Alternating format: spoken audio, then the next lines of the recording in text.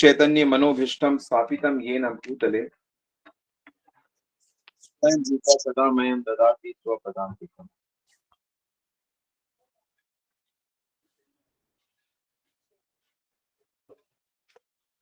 वंदेहम श्री गुरो श्रीयुतपदकमलं श्री गुरून् वैष्णवांच श्री रूपम साग्र जातम सागर रघुनाथान्वितं तम सजीवम सावधवेतम सावधूतम परिजन सहितं कृष्ण चैतन्य देवम श्री राधा कृष्ण पदान सागर ललिता श्री विशाखान्वितं च।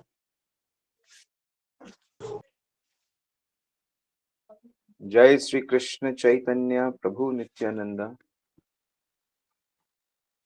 श्री अद्वैत गदाधर शिवासादि गौर भक्त वृंदा।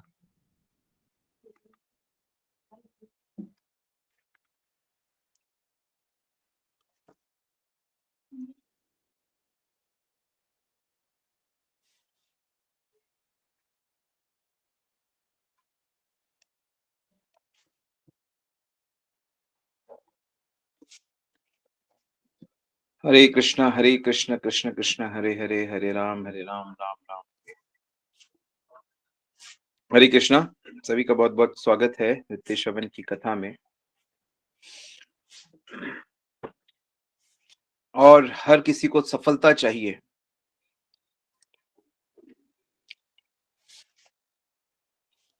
सब लोग चाहते हैं कि वो जो भी काम कर रहे हैं उसमें सफल हों। हम लोग भी चाहते हैं कि भक्ति हम कर रहे हैं, भक्ति कर में सफलता हमें प्राप्त हो। हम अपने कर्तव्य करते हैं, लेकिन कर्तव्य करने का जो सीक्रेट ये है कि सफलता मिले चाहे फेलियर मिले, सिद्धा असिद्ध्यो समो भूत्वा, आपको सक्सेस मिले या फेलियर मिले, समोभूत उसमें समान रहना है। और समान रहते हुए योगस्थ कुरु कर्माणि, बुरी संगति से दूर रह के अपने कामों को, अपने कर्तव्यों को ठीक से करना है, तब योग सफल होता है। सांसारिक चीजों में असफलता के बावजूद भी अगर ईमानदारी से आप कर्तव्य करते हैं, कर्तव्य समझ कर करते हैं, गुरु की प्रसन्नता के लिए करते हैं, भगवान उनके आदेश में भगवान के लिए करते हैं, तो उसमें आप सफल हैं। योग का मतलब होता है कि मन को पूरी तरह से भगवान में लगा देना, कृष्ण में लगा देना, क्योंकि जो इंद्रियां हैं वो दूसरे विषयों में मन को लेके जा रही है। वो हमेशा इंद्रिय कहती है कि हमें हमें हमारी चीज दे दो भाई, हमें विषय दे दो। लेकिन इंद्रिय कह रही है कि नहीं नहीं, एक मिनट होल्ड करेंगे, एक सेकेंड।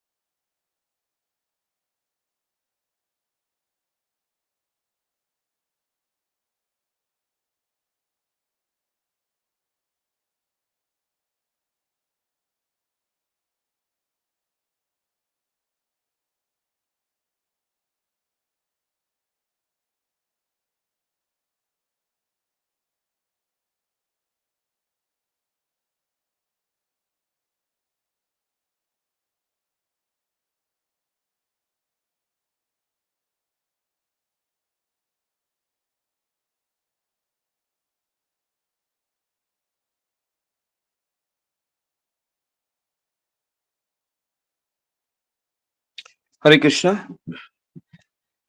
तो हम बात कर रहे हैं कि सफलता।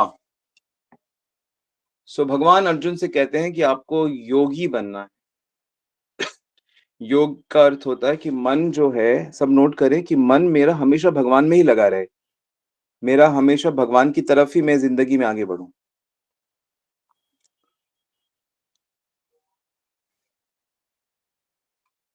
अर्जुन को समझा रहे हैं कि देखो तुम्हें युद्ध करना है, लेकिन युद्ध में चाहे तुम जीतो चाहे हारो, इससे कोई खास फ़र्क नहीं पड़ता है।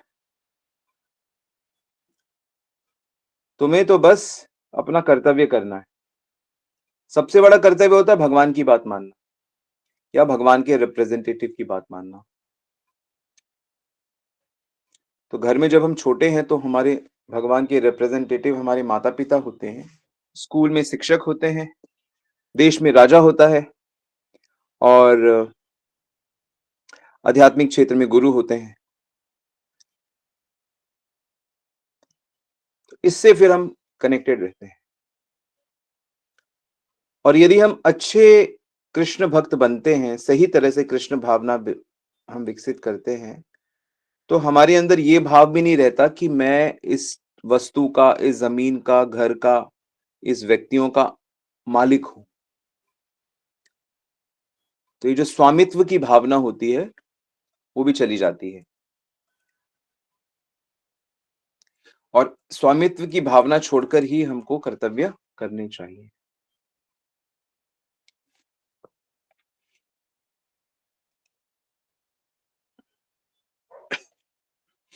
सांसारिक लोग जो होते हैं, वह अपनी इच्छाओं को पूरा करने के लिए फल चाहते हैं। फल फल प्राप्त करके सफलता चाहते हैं। इसलिए वो क्या करते हैं, उस जो चीज़ उनको चाहिए, उसके जो देवता होते हैं, जो वो शक्ति है जो उस चीज़ को कंट्रोल करती है, उसकी पूजा करते हैं। लेकिन वो ये नहीं जानते कि वो जो देवता है, उसको जो ताकत है, उसको उस वस्तु का देवता किसने बनाया है? भगवान ने बनाया है। तो वो देवता को तो मानते हैं, उस शक्ति को तो मानते हैं, जैसे किसी धनवान को तो मानते हैं, लेकिन जिससे वो धन आया है कृष्णा से, उसको नहीं मानते। क्योंकि क्यों नहीं मानते? क्योंकि जब तक हमारे पास सही डायरेक्शन नहीं है या हमारे पाप हैं, तो हम इस रहस्य को नहीं समझ सकते। और हमारे देश में तमाम लोग बस अपनी इच्छाओं को पूरा करना चाहते हैं। नहीं जानते ईश्वरा परम कृष्णा सच्चिदानंद विग्रह। नहीं जानते कि दो देवता हैं, वो भगवान ने ही उनको बनाया। तो आप लोग तो जानते हो ना, समझते हो, अब तो आप लोग पहचान गए हो। यदि आप 1 महीना भी रेगुलर क्लासेस सुने, तो आप जान जाओगे और अगर लिखोगे तो उसका पालन भी करने लगो। तो भगवान के बराबर कोई भी नहीं होता है। अगर आप किसी देवता की पूजा करोगे भगवान से भी ज़्यादा, तो भगवान कुछ बोलेंगे थोड़ी आपको, कि ऐसा मत करो, ऐसा मत करो। भगवान ने तो वो अर्जुन के माध्यम से सारा ज्ञान दे दिया और कहा यथा इच्छासि तथा कुरु, कि जैसा तुम्हारा मन कर रहा है वैसा करो।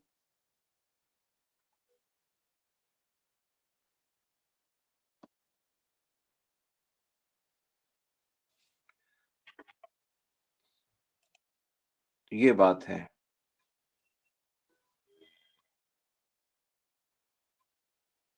तो इसलिए अपने हर कर्तव्य को करते हुए, चाहे हमें सफलता मिले या असफलता मिले, हमें अपनी ड्यूटी को छोड़ना नहीं चाहिए।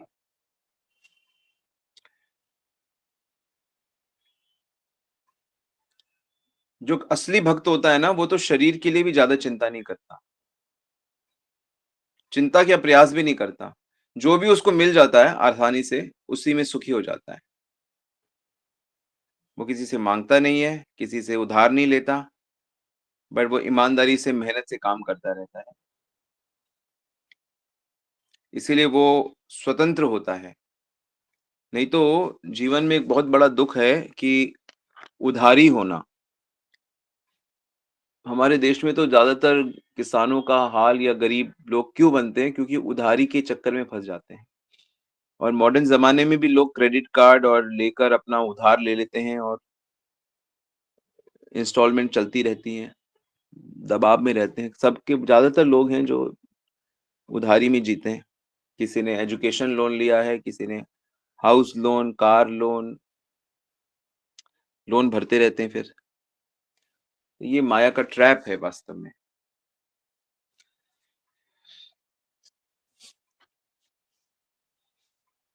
एनीवे जो भी है, लेकिन आप कृष्ण भक्ति ठीक से करेंगे और सादगी से रहेंगे, तो इन सब चीज़ों से बच सकते हैं।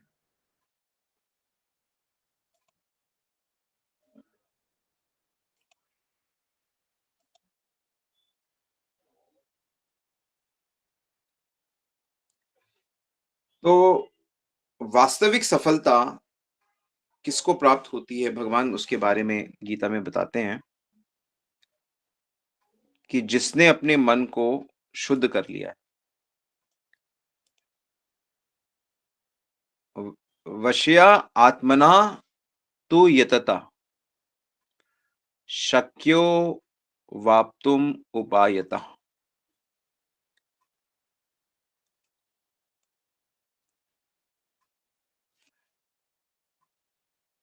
सही तरीके से जिसने अपने मन को कंट्रोल कर लिया है, शुद्ध कर लिया है, तो शुद्धिकरण के लिए चैतन्य महाप्रभु कहते हैं, चेतो दर्पण मार्जनम भव महादावाग्नि निर्वापणम, कि संसार में जो भयानक आग है कष्टों की, वो भगवान के नाम से बुझ जाती है। चेतो दर्पण, हृदय शुद्ध हो जाता है, सब कुछ स्पष्ट दिखने लगता है। तो क्यों नहीं इसको बहुत अच्छे से किया जाए।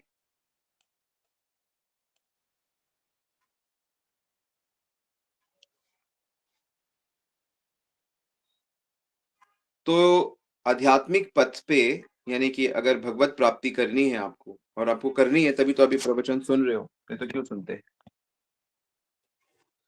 तो अगर आपको आध्यात्मिक प्रगति करनी है, तो आपको अपने मन को शुद्ध करना ही होगा। और सारा, मुझे एक चीज बड़ी आश्चर्यजनक ये लगी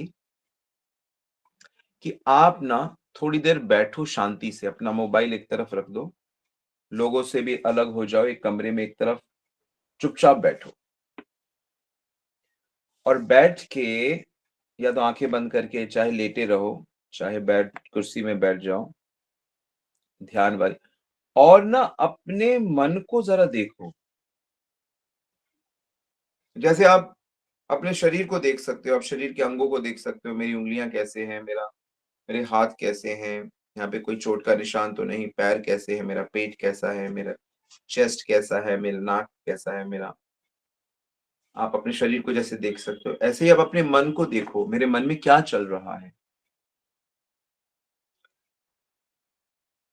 मेरे मन में क्या चल रहा है, मेरे मन में क्या चलना चाहिए। भगवान ने हम सबको ना एक मशीन दी है, मशीन का एक रथ दिया है। शरीर वो रथ है, और उस रथ में जो घोड़े हैं ना, वो हमारी इंद्रियां हैं। आंख, कान, नाक, जीभ, त्वचा, 5 घोड़े जैसे 5 इंद्रियां। और ये सारी इंद्रियां ऐसे खुली हुई नहीं है, ये सब की सब जुड़ी हुई है मन से। तो मन क्या है, वो रस्सी है, लगाम है, लगाम है। तो सारी जो इंद्रियां हैं हमारी, वो वास्तव में मन का हिस्सा है, मन के, मन से जुड़ी हुई है। मन उनको खींच सकता है, लेकिन ये जो हमारा मन है ना, यानी कि रस्सियां है, ये एक ड्राइवर के हाथ में, वो बुद्धि है।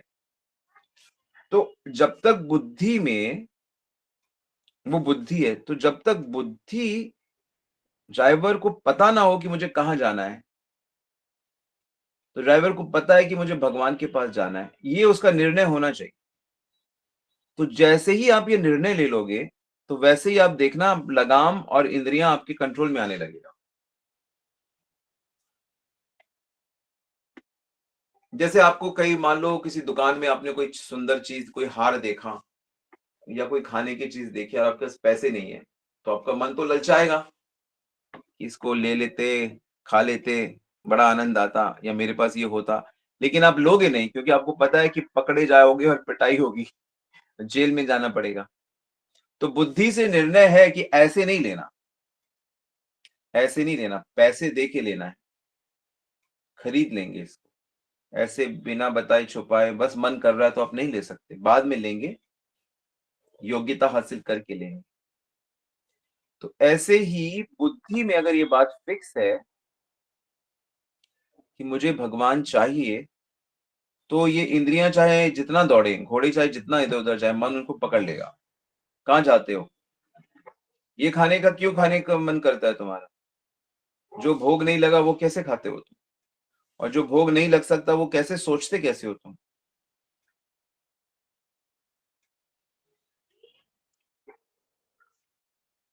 गीता में भगवान कहते हैं कि अगर एक भी इंद्री को छोड़ दिया ना तो वो उड़ा के ले जाएगी।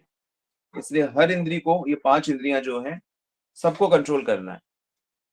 त्वचा को भी, इसीलिए उसको ठंडे पानी में नहलाया जाता है, तपस्या की जाती है, परिक्रमा की जाती है, सादगी का भोजन। जीभ को, स्वाद वाली इंद्री को, आंखों वाली इंद्री को, सबको आध्यात्मिक क्रियाओं से उसको टफ बनाया जाता है, शुद्ध बनाया जाता है।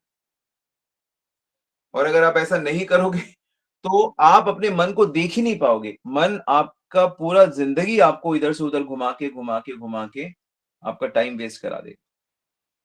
इसीलिए मन को जीतने वाला जग को जीत लेता है, इसलिए मन को जीतने वाला भगवान को प्राप्त कर लेता है। भगवान तो दूर है ही नहीं, वो जो ड्राइवर है, ड्राइवर के पीछे आत्मा बैठी है और आत्मा के पीछे परमात्मा बैठे हुए हैं। आपके अंदर ही परमात्मा बैठे हैं, कृष्ण बैठे हैं, अंदर ही बैठे हैं। अहम आत्मा गुणाकेशा सर्वभूतशय अस्थिता, मैं सबके अंदर रहता हूं। देखो कितनी बड़ी बात है। मैं एक स्टूडेंट से आज बात कर रहा था, तो मैं उसे कह रहा था कि देखो डॉक्टर लोग ऑपरेशन करते हैं, वहां करते हैं, और हार्ट को ऑपरेशन करते हैं, बहुतों की सर्जरी होती है। अभी हमारे एक स्टूडेंट के पिताजी की सर्जरी हुई, तो हार्ट का ऑपरेशन किया, हार्ट को काटा, लेकिन हार्ट में भगवान तो नहीं दिखते। हाँ भाई, डॉक्टरों को तो नहीं दिखते भगवान, वो तो ईसीजी करो, अल्ट्रासाउंड करो, उसमें भी भगवान नहीं दिखते। तो भगवान क्यों नहीं दिखते जबकि भगवान कह रहे हैं कि मैं हृदय में रहता हूं? तो भाई इससे बात पता चलती है कि भगवान का जो बॉडी है वो मटेरियल नहीं है, स्पिरिचुअल है। और भगवान तो कह ही रहे हैं कि मेरा बॉडी स्पिरिचुअल है। सच्चिदानंद रूपाय ईश्वर परम कृष्ण सच्चिदानंद, सच्चिदानंद विग्रह है मेरा, मेरा मटेरियल विग्रह है ही नहीं, इसीलिए डॉक्टरों को नहीं दिखता। और आत्मा का भी वैसा ही है, इसलिए आत्मा नहीं दिखती। लेकिन क्योंकि भगवान ने कहा है कि वो भीतर रहते हैं, तो ये तो सच है, ये तो झूठ बात नहीं है। बस हम उसको मान नहीं रहे, क्योंकि मन हमको फोकस ही नहीं करने देता उस चीज पे। तो अगर आप इस पे फोकस करने लगोगे बार बार कि मेरे भीतर कृष्ण है, मेरे भीतर कृष्ण है, मेरे पति के भीतर कृष्ण है, मेरे पड़ोसी के भीतर कृष्ण, सबके भीतर जो भी मनुष्य मिले उसके भीतर कृष्ण। तो अगर आप ये मन को केंद्रित करना है, बुद्धि से बात जान ली, चलो प्रैक्टिस करो।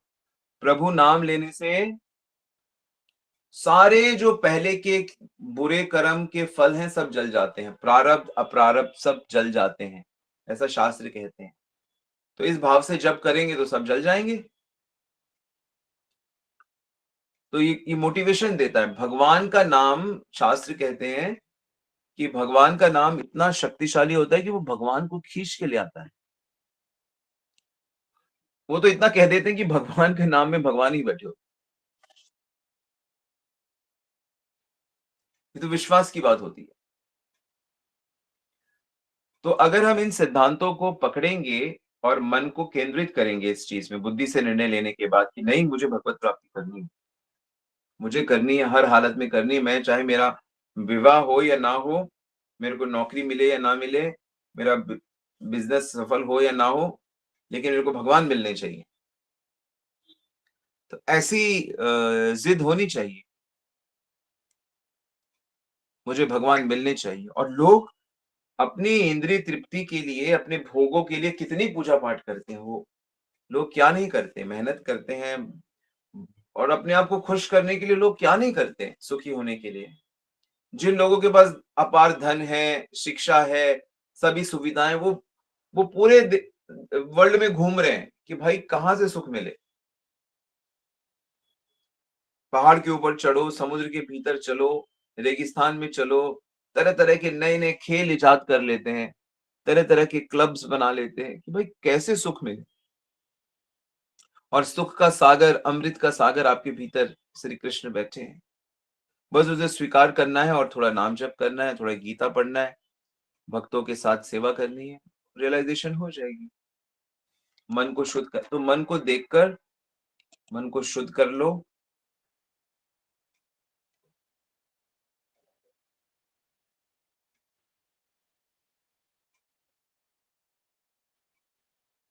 तो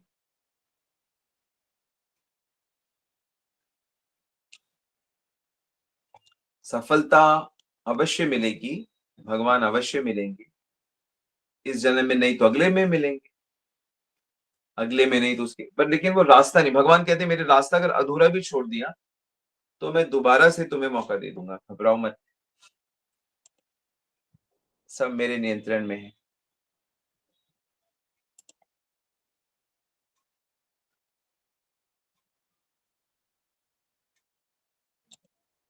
तो जीवन की परम सफलता किसमें है? भगवत प्राप्ति में, भगवत प्रेम प्राप्ति। हम हरे कृष्ण वाले कहते हैं भगवत प्राप्ति नहीं, भगवत प्रेम की प्राप्ति। तो ये सिद्धांत है, इसको आप लोग अच्छे से पकड़ लीजिए और इसे जीवन में अप्लाई करिए।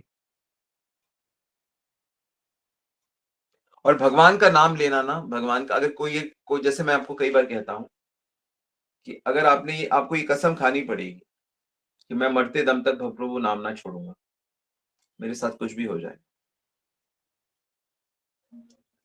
और शास्त्र क्या कहते हैं कि अगर कोई व्यक्ति ऐसा दृढ़ संकल्पी है, एतन एतन्य निर्विधि मादानम इच्छिता मकुतो भयम योगी नाम नृपनिर्णिताम हरे नाम अनुकीर्तनम, कि सभी ऋषियों ने मिलकर, शास्त्रों के बड़े बड़े पंडितों ने मिलकर यह सिद्धांत फाइनल किया है कि हरि का नाम, कलयुग में हरि का नाम जो लेगा वो समस्त प्रकार के भय से, समस्त प्रकार की गंदी इच्छाओं से, हर चीज से वो बच जाएगा और उसको अवश्य अवश्य भगवत प्राप्ति हो जाएगी, आध्यात्मिक जगत की प्राप्ति कर लेगा,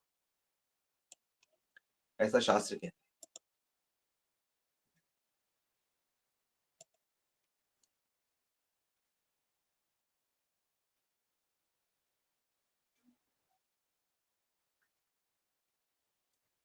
तो भगवत प्राप्ति बहुत आसान भी है और भगवत प्राप्ति बहुत डिफिकल्ट भी है। आध्यात्मिक तरीके से बहुत आसान है और यदि हम अपने भौतिक तरीका अपनाएंगे तो बहुत मुश्किल है।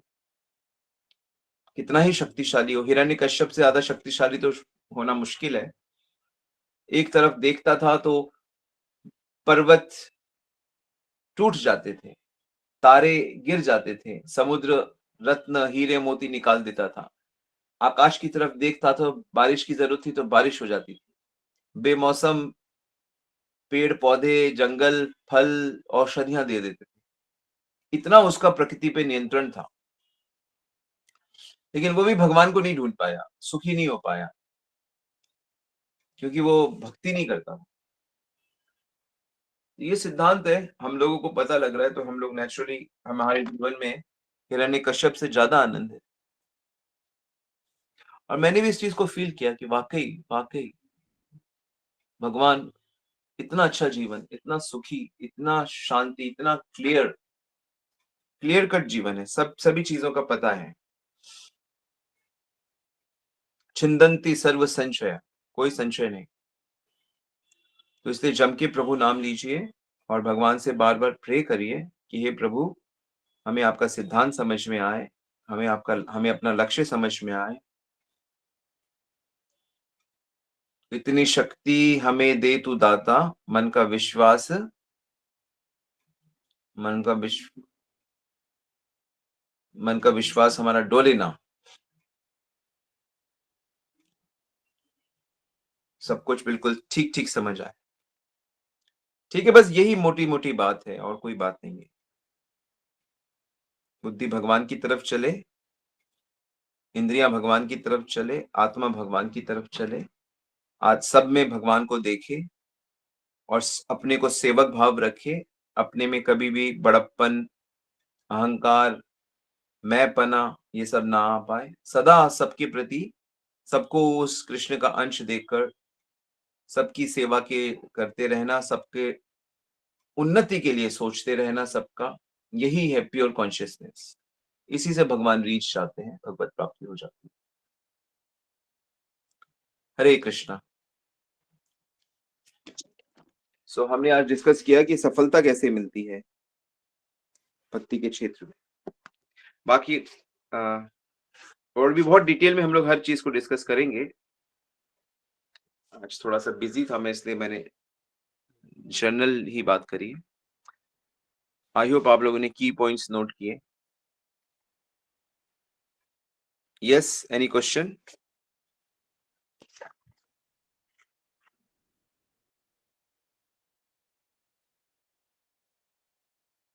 हरे कृष्णा प्रभु जी।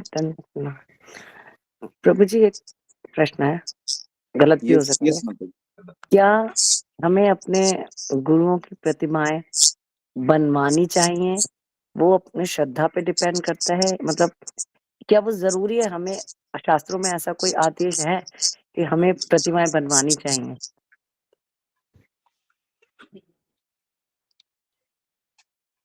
सबसे मुख्य होता है श्रद्धा।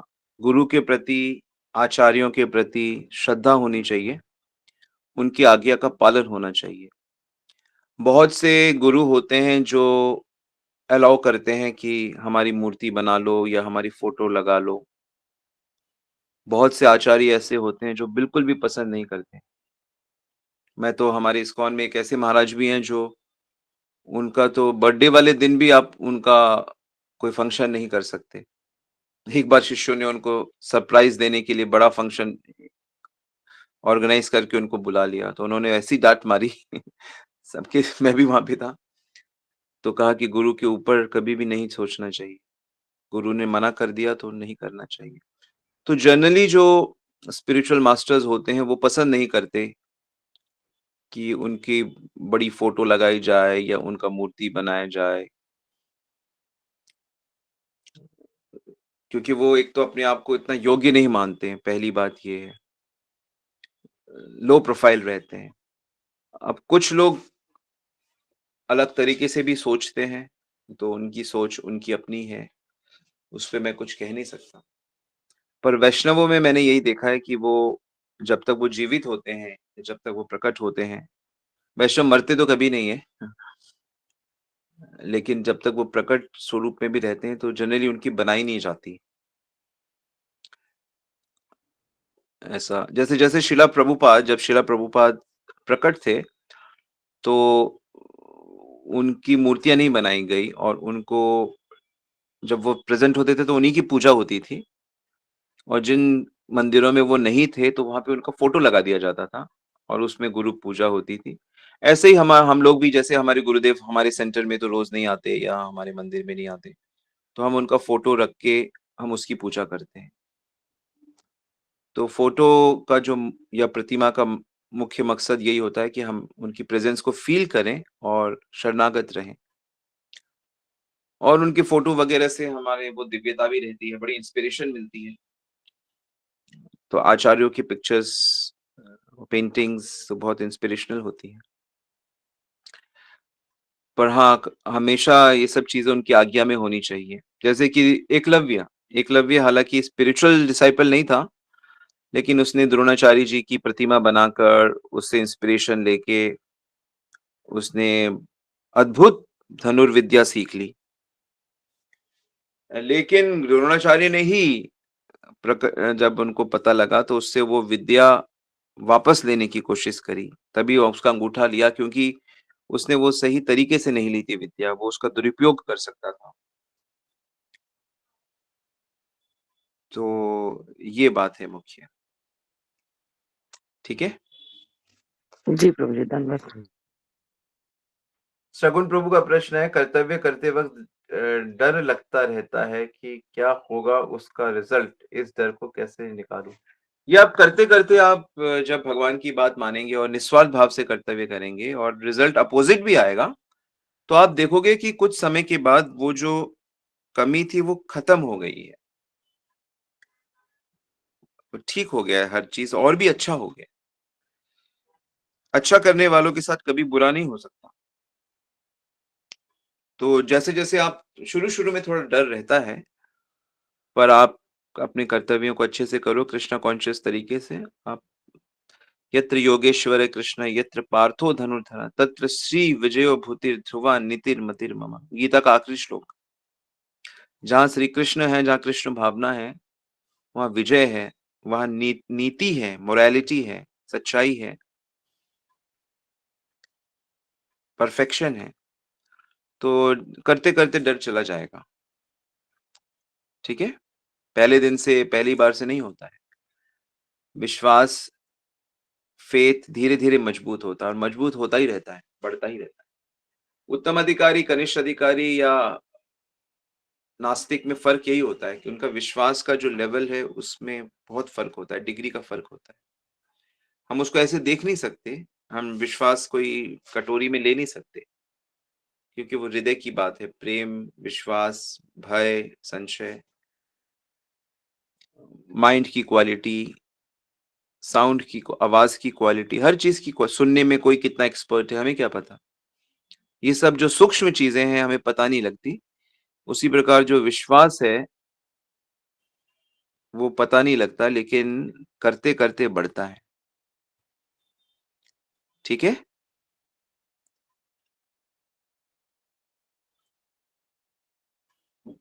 और आप देखोगे धीरे-धीरे भय जा रहा है। जैसे-जैसे शरणागत होते जाओगे, भय चला जाएगा। भय होना चाहिए कि मुझसे अपराध ना हो, मुझसे वैष्णव अपराध ना हो, मुझसे गुरु अवज्ञा ना हो, हे भगवान मेरी मति कभी ऐसे ना हो। इस बात से भय थोड़ा बहुत लगे तो ठीक है।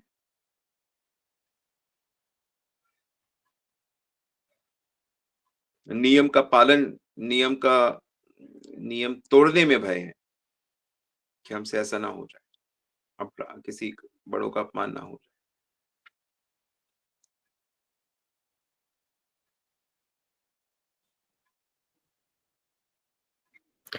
हरे कृष्ण प्रभु जी। प्रभु जी, एक प्रश्न और है। ये कैसे आत्म निर्णय होगा या सामने वाले आप जैसे मार्गदर्शक में डिसाइड करेंगे कि हम शरणागति के रास्ते पे ठीक चल पा रहे हैं, पकड़ भी पा रहे हैं कि नहीं पकड़ पा रहे हैं उसको, और वो क्या कमियां हैं? टीचर पक्का होगा तो वो पकड़ टीचर अगर पक्का है, गुरु पक्का है, मार्गदर्शक पक्का है, वो तो पकड़ लेगा। और खुद हम सही रास्ते पे जा रहे हैं कि नहीं जा रहे हैं, तो शास्त्रों की जो टीचिंग्स हैं, शास्त्रों की जो गाइडलाइंस है, उससे मैच करता है। जैसे हम लोग रास्ते पे चलते हैं, तो धीरे-धीरे माइलस्टोन लगे होते हैं, वो कम होते जाते हैं, कि वृंदावन अभी 50 किलोमीटर है, अभी 42 किलोमीटर है। तो धीरे-धीरे वो माइलस्टोन हमें बताता है कि हम सही डायरेक्शन में जा रहे हैं। तो ठीक उसी प्रकार अगर हम स्क्रिप्चर्स को फॉलो करते रहते हैं, तो हमें काम, क्रोध, लोभ, द्वेष, घमंड, झगड़े, ये तो नॉर्मल लोगों के बहुत झगड़े होते रहते हैं, मन बहुत अशांत रहता है। तो भक्ति का जो प्रमाण ये होता है कि मन शांत रहता है हमेशा, प्रसन्न रहता है। तो वो प्रमाण होता है कि आप सही डायरेक्शन में जा रहे हो। डिस्पाइट कि आपको नुकसान हो गया, फैमिली में मान लो कोई रूठ गया है, धन का नुकसान हो गया, स्वास्थ्य का नुकसान हो गया, तो उससे उसको उसकी चेतना में फ़र्क नहीं पड़ता। चेतना उसकी आनंदमयी चेतना रहती है। ब्रह्मभूत प्रसन्न आत्मा, मेरी भक्ति वाले सदा प्रसन्न रहते हैं, क्योंकि वो मुझ पे विश्वास करते हैं ना, मेरे को अपना सर्वस्व मानते हैं। तो अगर डायरेक्टर यानी कि टीचर पक्का है, तो वो तो पता बता देगा कि भई कहाँ पे कमी हो रही है, कहाँ पे गड़बड़ हो रहा है। सुबह को उठना चाहिए, सुबह को सो रहे हो। रात को जल्दी सोना चाहिए, रात को जगे हुए हो। तो जिन जगह पे नहीं जाना चाहिए वहां जाके गप्पे लड़ाते हो, जिन चीजों को नहीं देखना चाहिए उनको देखते हो, जो करना चाहिए वो नहीं करते। तो पक्का टीचर होगा, वो तो पकड़ लेगा।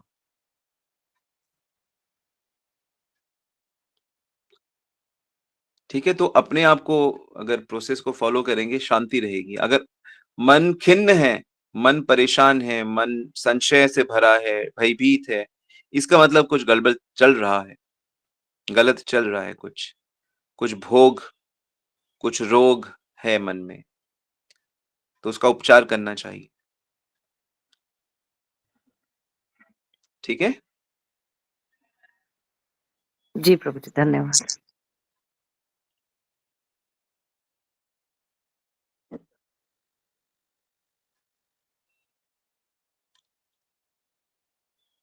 वास्तव में भक्ति के रास्ते में प्रमाण हम खुद होते हैं। शास्त्र ये उदाहरण देते हैं कि जैसे हमें भूख लगी तो हम खा रहे हैं, तो हम खा रहे हैं तो एक साथ 3 काम होते हैं। हमारी भूख भी मिटती है, हमारी शक्ति भी बढ़ती है और हमको आनंद भी आ रहा होता है। तो ऐसे ही जब हम भक्ति कर रहे होते हैं, तो हमारी आध्यात्मिक भूख मिट रही होती है, हमारे अंदर आध्यात्मिक बल आ रहा होता है और सांसारिक जो तकलीफें हैं, वो भी हमें महसूस नहीं होती हैं। यानी कि भूख का जो कष्ट है, वो हमें महसूस नहीं होता है और प्रमाण हम खुद होते हैं। आप भोजन करते हुए आनंदित हो रहे हो, ये किसी से पूछना थोड़ी है कि अरे! हमारा पेट भर रहा है ना? पेट भर रहा है कि नहीं भर रहा? हमें आनंद आ रहा है क्या? तो ऐसे ही मेरी भक्ति अच्छी से हो रही है क्या नहीं हो रही? मैं ठीक से कर रहा हूँ। तो अगर आप ठीक से कर रहे होगे तो आनंदित रहोगे और कदाचित गलत भी कर रहे हो कोई चीज़, कोई ऐसा काम करने जा रहे हो जो भक्ति के अनुकूल नहीं है। मान लो कोई इवेंट कर रहे हो और उसमें बहुत ज़्यादा दिखावा कर रहे हो आप, बहुत ज़्यादा धन खर्च कर रहे हो, तो जो जो आपका मार्गदर्शक है वो बता देगा कि इसकी आवश्यकता नहीं है। सिम्प्लिसिटी में चीज़ें करनी चाहिए। ओके? जी प्रभु जी, बहुत-बहुत धन्यवाद। हरे कृष्ण।